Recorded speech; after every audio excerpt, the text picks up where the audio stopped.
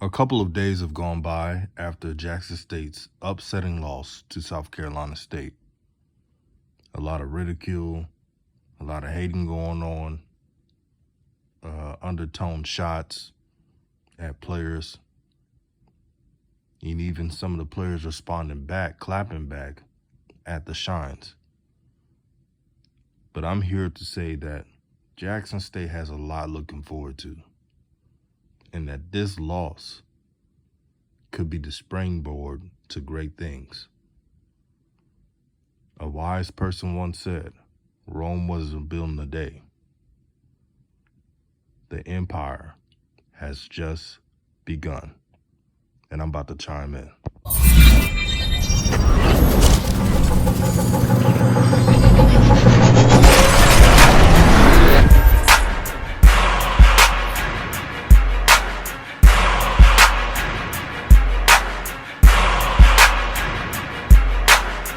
What's good, everyone? This is DJ's Raw and Cut Truth, giving you the raw content that you deservedly need.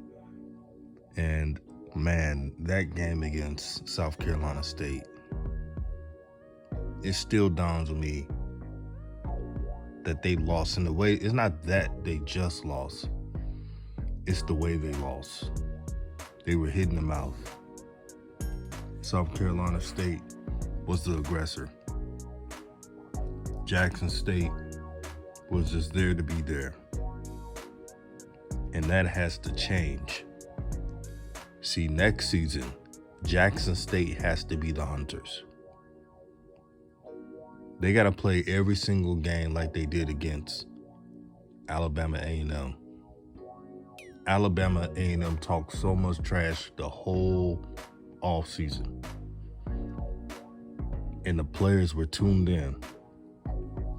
I bet you the preparation for that game was so intense. Every detail was crossed out. And on that field that day, when they played against Alabama A&M, you saw Jackson State at their fullest potential. Against South Carolina State, you didn't see Jackson State at their fullest potential. Not even close. Matter of fact, to be honest with everybody, if Jackson State would have played everybody else in the SWAC like they did South Carolina State, they wouldn't have won 11 games. I'll just say that. Now, trust me, even the Valley game, Jackson State played very physical in that game. It was close, but they played very physical. If they would have played not as physical against Mississippi Valley State would have won. You never know. Southern, that would have been a loss if they would have played like they did against South Carolina State. So this is all the problems they need to get rectified. Offensive line, offensive line, offensive line. How many times have we seen Shadir running for his life? Now, I know that Shadir Sanders in that game played like a freshman. It happens. But you go through social media, they're making it seem like it was all his fault. See, this is the importance of watching film and dissecting film. When you watch film, you can see the intricacies, the weaknesses, the play before the play that most don't see from watching just TV. How can a quarterback make the proper progressions when the left tackles are getting confused? They don't know which man to pick up. They don't know which big blitz pickup to get. The running backs allowed so many sacks. I hope the next transfer running back or high school running back that Coach Prime gets knows how to block. Running backs blocking are so important. So important. And it's not like they're even trying to block. It's like they don't want to block. They see a big defensive end going towards their way, they go the other way. That's what it looks like on film. No, they need a running back that can chip with the best of them. 2 more seconds. That's all Shedeur Sanders needs. He needs 2 more seconds to pass it to his receivers, and it's a go. Next season, I want the tight end to be implemented more. I don't know why they did not use the tight end in this game. When you're playing drop 8 coverage, the tight end is the most secret weapon you can have. I'm going to give you a team that's in Mississippi that people know about. Mississippi State. Mississippi State, I know they went 7-5, but they improved the year prior. And that's because Mike Leach implemented the tight end on an air raid system. So if you do drop 8 coverage against a Mike Leach team, he has at tight end a flex tight end for the little short routes, 5-yard routes, pitch and catch. And that's what Coach Prime has to do. So Jincey Riley, who I think has enormous potential, got to utilize that brother more. He's 6'6", that run a 4.5. He could be the Antonio Gates of the SWAC if utilized correctly. Can high point the ball, can run after the catch, use the slot receivers more. Quay Davis, I think he's going to be in the slot. Well, really, Quay Davis is one of those receivers. He could play in the slot. He could play outside receiver. Shoot, he could play running back. He's a big, strong frame receiver that can produce a lot of yak yards, run after catch, yards after catch. Jackson State's going to have the weapons. But what I expect from them is I expect JSU and the recruiting staff to hit the recruiting trail hard to get the best offensive line possible. I want the offensive line to be big, nasty, and intimidating. You know, that intimidating offensive line, you step out the bus and you look at him and say, wow, he's the real deal. He's a monster. They need to get that guy. Now for the defense. I want the defense next season to be more creative.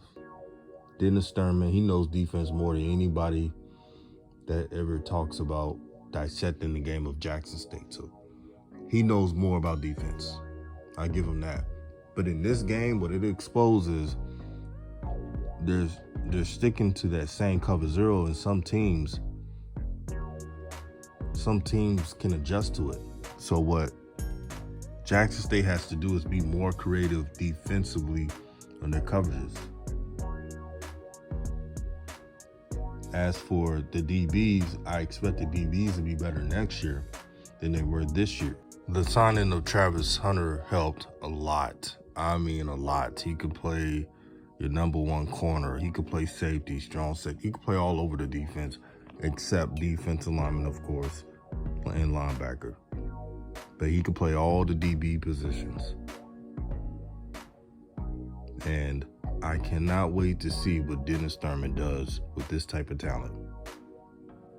Word of advice to all SWAC teams, and shout out to all the SWAC teams adding talent. I see you guys. Y'all doing your thing, especially Grambling, Alabama A&M, FAMU. They always do their thing. And many other Southern, they getting players. But listen to me when I say this. Throw on anybody else but Travis Hunter. And I know that Nugget gave up that touchdown catch in the Celebration Bowl, but if you look at the film, he really didn't give up too many yards. It wasn't his best game, but if that's his worst game, then look out. So you're better off throwing in the middle of the field all game than to throw to those two outside corners. So pick your poison. It's going to be an enhanced defense. It's going to be very scary. And even though James Houston is going to the NFL, I think Jackson State will add some more muscle on that D-line. Now, they may not be to the level of James Houston unless they get a wink 5-star. We'll see what happens. But unless they get that, that guy, that 5-star guy, I don't think anybody will be better than James Houston, but I think they'll do just a good job. And you couldn't ask for anything better than that.